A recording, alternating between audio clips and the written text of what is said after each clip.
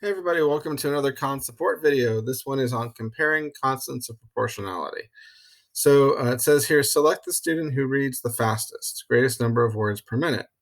So remember, when we're talking about words per minute, that means words are on top, that means minutes are on bottom, and that unit rate is words per minute.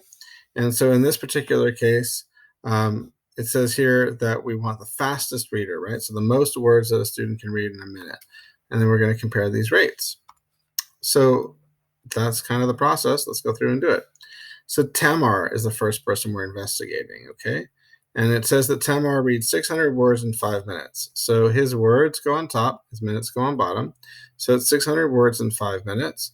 And you're going to divide top and bottom by 5 to get the unit rate. In this case, the unit rate is 1/5 of 600. So that's going to be, looks like 120.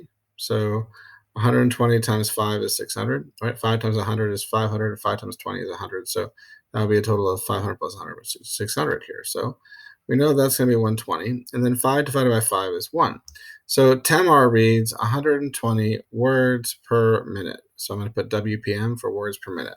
All right. The next person we're looking at here is Levi. And Levi, we have a table. It says 2 minutes is 280 words. So we can do 280 words go on top, minutes go on bottom, every 2 minutes. And then we're going to divide top and bottom by 2 to get the unit rate, how many words that Levi is reading every 1 minute. And so 280 divided by 2 is 140. So that means that Levi is reading at 140 words per minute. Okay. And then last but not least, we've got Ariel. And if you take a look at Ariel over here, we're looking at the graph, and we can see that when x is 1, y looks like it's about halfway between 100 and 200. So it looks like when x is 1, y is 150. So it looks like Ariel is reading 150 words per minute, right? So that would be 150 words per minute. So remember, unit rate is just the value of y where x is 1. So you can think of that ordered pair, x comma y of 1 comma 150. That's telling you that she reads 150 words per minute. So comparing these different rates, the one that is the fastest is going to be Ariel. So we're going to pick Ariel, and then we're going to hit check. And then we're going to the next question. All right, so the next question says, which relationship have the same concept proportionality between y and x as the following table? So in this table, you have a bunch of x and y values. But all you got to remember is that the rate, we call it k or you can call it r, is going to be equal to the ratio of y over x. So that's our constant proportionality. In this case, it's going to be 32 over 4. Now, what is 32 divided by 4? 32 divided by 4 is 8. So you're looking really for anything that's equivalent to y equals 8x as an equation, or something where the ratio of y over x is equal to 8 over 1, right? So you're looking at, let's say, on a graph, it would be the unit rate, or the ordered pair that's the unit rate, which is 1 comma 8 when x is 1, y is 8. It could be the ratio of output over input, like I said, of 8 over 1. Okay, so let's take a look and see what things are the same as this. So the first equation that we have here, I'll do this in red, is going to be 3y equals 24x. Okay, now this is obviously going to be something we can compare to the equation y equals 8x. And the way we're going to compare it is we're going to try to get y by itself. So how do you undo times by 3? You divide by 3. So that's going to be what we do on the left side. Make sure we do on the right side as well. So remember, whatever you do to the left side, you got to do the right side to maintain the balance of the equation.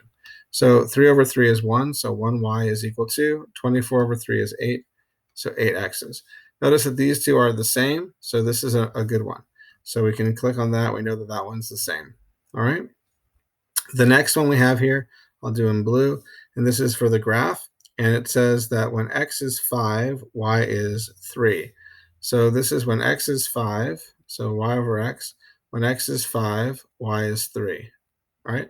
Now, just looking at that, we can see that that's not the same as 8 over 1, right? So does that equal 8 over 1? No. So this is a no. So that's not going to work. So we can say that this one's a no. Let's look at the next one. When x is 1 here, you can see that y is 8.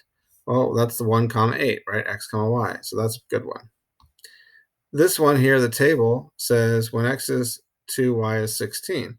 Well, that looks pretty good, right? Because we have the equation here, y equals 8x. So 8 times the input should equal the output, or 8 times x should equal y. 2 times 8 is 16. That's good. 3 times 8 is 24. That's good. And 6 times 8 is 48. That's good. So you can just use that black equation there, and it's the same. And that works perfectly for this table. So then that table is pretty good. And for the last one here, it's not going to work because 5 times 6 is 30, and 30 divided by 5 is 6. So this one has a multiplier of 6, not 8, or we want a multiplier of 8. So we know that doesn't work. So basically, we have our answers. We have those three that we've highlighted, A, C, and D. Those are the correct ones. They're the same constant proportionality as the original table. All right, the next question says, select the car that has the best fuel efficiency, greatest number of kilometers per gallon per liter of gasoline. So we're looking for kilometers per liter, and we want to make sure that that's the highest number of kilometers possible. All right, so they want the one that has the best efficiency, so the highest ratio of kilometers to liters.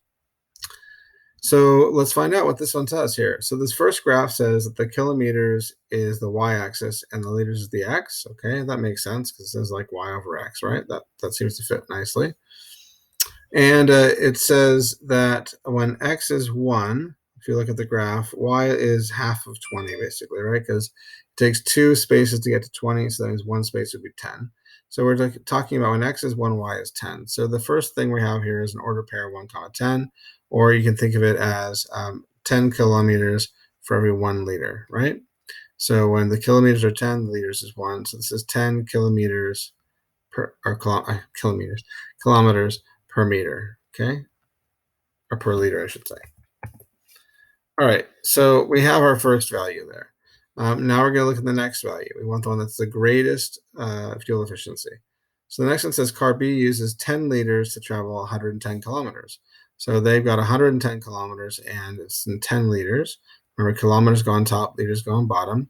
And then if you divide top by bottom there, you get 11. So this is going to be 11 kilometers per liter. So that's a little bit better fuel efficiency, but not maybe the biggest. Let's take a look at the next one. The next one says 48 kilometers for every 4 liters. So 48 kilometers for every 4 liters. Well, 48 divided by 4 is 12. So that means you got 12 kilometers per liter. All right. So which of these is the most fuel efficient? Obviously, the last one is they get 12 kilometers every single liter of gas. So C is the correct answer. All right, on this problem here, it says that we have a relationship with so which relationship has the same constant proportionality between y and x as the following graph? So basically, looking at that graph, they want us to figure out the relationship there. And we can see when x is 2, y is 6. They have a blue dot there. So when x is 2, y is 6.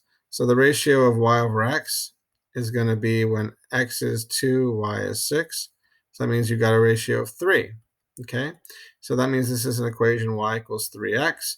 And that's what this graph models here. And it's looking for the same constant proportionality. So they want to have an equation that's the same as y equals 3x, or they want a ratio of y over x that's going to be equal to 3 over 1. Okay, so you're looking for like an ordered pair, 1, 3 on a graph. You're looking for the ratio of 3 over 1, or an equation that can be modeled, match this, which is y equals 3x. And so the first one we have here, I'll just do a little blue investigation, is 6y is equal to 2x. And if you want to solve for y here, you got to divide both sides by 6 to get 1y. So you end up with 1y is equal to 1/3 of x. Now, 1/3 of x is not the same as 3x, so this is obviously wrong.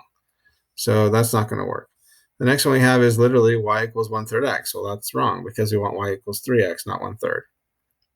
Okay, so then the next one we have is this one here. I'll do in purple. When x is 1, y is 6. Okay, so that would be the order pair 1, 6, where x is 1, y is 6. Well, that would be the equation y equals 6 over 1 times x, or 6 times x. It's not the same as 3, is it? So that's not going to work. So these first 3 don't work. Let's take a look at the next one. Now we know that the multiplier for the equation is 3, so it means x times 3 should equal y. Let's just test it out. 3 times 3 is 9, that works. 6 times 3 is 18, that works. 9 times 3 is 27, that works. So this is a good answer. And here, 5 times 3 is 15, 7 times 3 is 21, and 11 times 3 is 33. So this works as well. So both of these tables have a constant proportionality of 3 because x times 3 equals y. And the ratio of y over x is always the same and always equal to 3. So those are the two answers we want to put, and we're done. And that's how you do those problems.